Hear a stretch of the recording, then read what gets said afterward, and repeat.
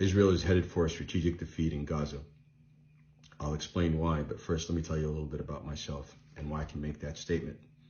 I served for 22 years in the Marine Corps. I was an infantry officer. I served as a platoon commander, as a company commander, as an operations officer for a special operations unit, as a foreign area officer in the Middle East and North Africa, which means I was advising Arab militaries on operations and weapons. I've worked with just about all of them, and I wrapped up my career as a lawyer after completing law school, and I was involved in a number of war crimes cases arising out of Iraq and Afghanistan. Now let me tell you why I think the Israelis are headed for a strategic defeat.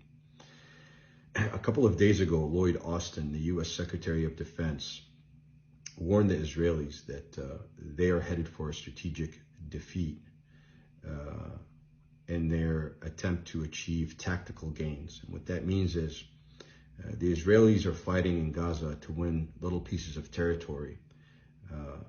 And in doing so, they're killing hundreds and thousands of people on a daily basis. The world is seeing it all, and it's turned public opinion against the Israelis.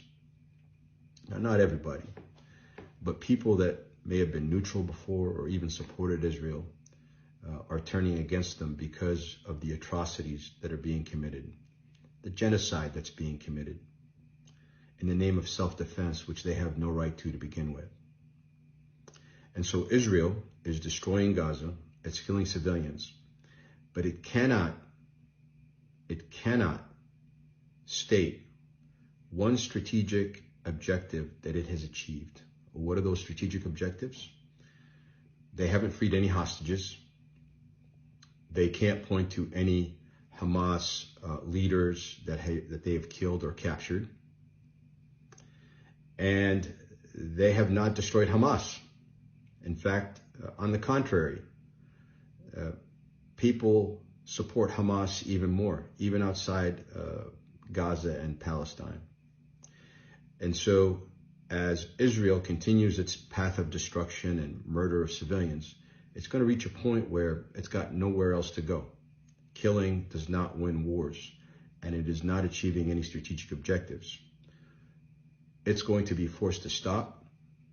It's going to be recognized as a pariah, as a state that has engaged in genocide, and it's going to expose its leaders and its soldiers to prosecution for their war crimes. No different than the Nazis, no different than the Bosnians who committed crimes in the 90s, and no different than Rwanda.